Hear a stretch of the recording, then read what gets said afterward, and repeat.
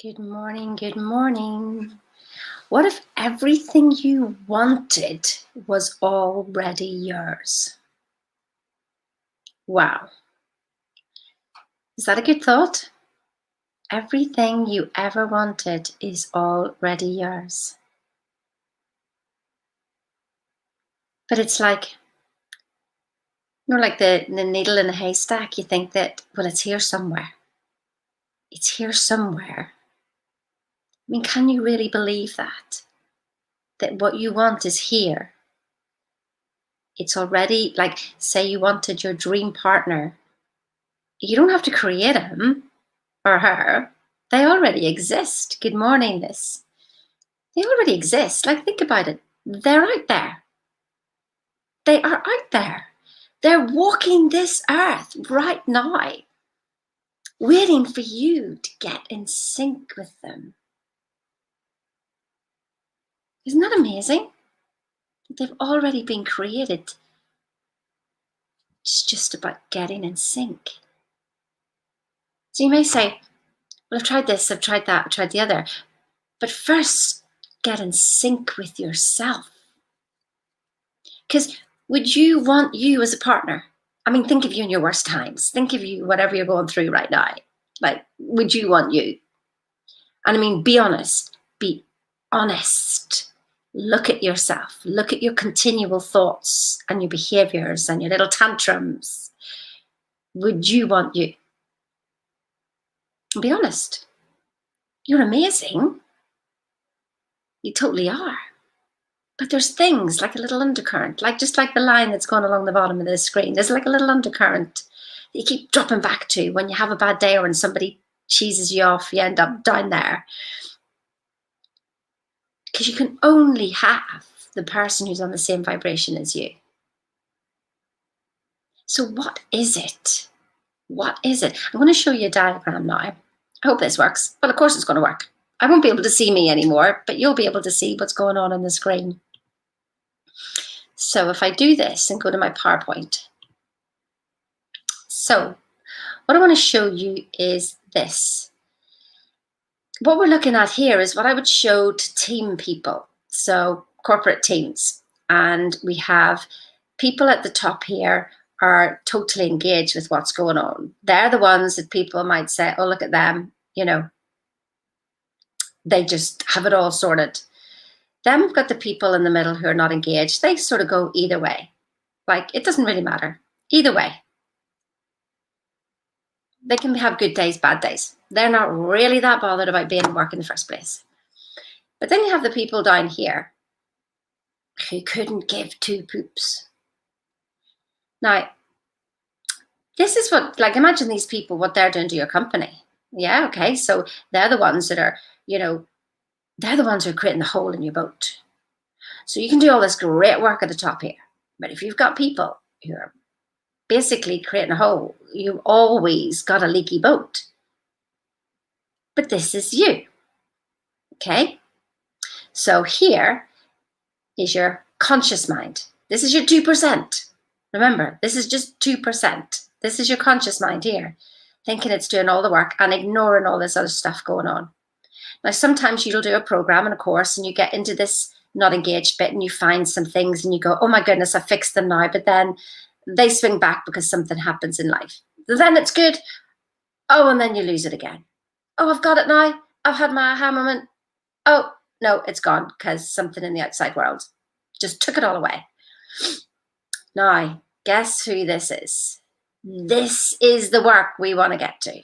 And the only way to get here is to shift your paradigms. And let me tell you, you can't even see these buggers. You can't even see these ones. These are the ones that are lurking underneath all of this. So bear in mind, you're going forward, going forward, going forward. But you've got a leaky boat. Sometimes you can work hard enough to overfill it and you're going somewhere. But then you get exhausted because you've got a leaky boat. This is what we want to get at. Do you get it? This is what we want to get at. That's the work. Yeah? That's the work we want to get at. We want to get at your leaky boat. We want to get at that undercurrent that is going on there. Now, in the 5-day masterclass, that's what I'm going to help you see. Now, some of you are going to get it and you're going to just fly. Brilliant. Some of you are going to know too much and go, I know that. I won't even bother registering because you know so much. Yes, I was that person. I wouldn't have listened to me either, let me tell you. My first mistake. Even listening to Bob last night, question and answer session with Bob, I am there with a pen and a piece of paper writing down everything he's saying, because it leads on to more and more moments, because it leads me into where in my own self that I am doing that little sabotaging. Because I can work as hard as I want on the front end, yeah. But if I don't deal with the inner current that I can't even see, let me tell you, do you ever hear your thoughts? I mean, are you ever quiet enough to stop your complaining and whinging and how things aren't the way they are supposed to be? I know you do your gratitude in the morning, but then you walk through your day going, oh, I wonder what's going to happen. Oh my goodness, I don't look good. I don't feel good. This isn't, nothing ever works out for me. And why don't I ever have enough money? And no. They're the middle bit again. They're just the middle things. It's the end thing. It's the end one. You can't hear them because your conscious mind is too busy. Let me ask you this. You know when you ask your mind a question, well, why would you be asking your mind a question when if it had the answer, you wouldn't be asking the question in the first place? And then you beat yourself up for not having the answer. Isn't it so true? So we need to quieten our mind. So meditation isn't just for meditation for half an hour in the morning and half an hour in the evening. It's about slowing yourself down all day and observing everything. Observing everything. So you can start to hear. Like I started to hear, I remember hanging up my coat one day and hearing, you should be ashamed of yourself. I was like, wow, where did that come from? Just sideswiped in. And I went, I didn't know I was saying that to myself. I didn't even know. So I would bring myself situations where I felt that I should be ashamed. Wow. Yes, Liz, calmness of mind. You know, there's an article actually you can read. If you want that article, just reach out to me. I'll send it to you. It's called it's Serenity by James Allen. I wrote that out one time for 90 days. 90 days. Are you prepared to do that? Probably take you about 20 minutes. Calmness of Mind. Serenity by James Allen. You want it? Just message me. I'll send it to you. Calmness of mind. Let me tell you how that worked for me. After I finished writing it, I was involved in a car accident. An articulated lorry hit the car. And when it came to a halt, I remember thinking, no, thought I felt really good. Wonder why that happened. Oh well, it just did. Wouldn't it be great if there was a police officer, if I just got out this car and there was a policeman who just took care of everything? Wouldn't that be really good? Yeah, this is me after being hit by a lorry, getting out of the car. And guess what happened? There was a policeman there who saw everything and took care of everything. And I was like, go figure. And I remember my conscious mind going, like, you should be freaking out by now. You should be like, and I wasn't. My subconscious had finally got a message of calmness and it took over. And when I got home, I was okay. It's almost like I was waiting for the backlash. And then the money from that accident came through just when I needed it.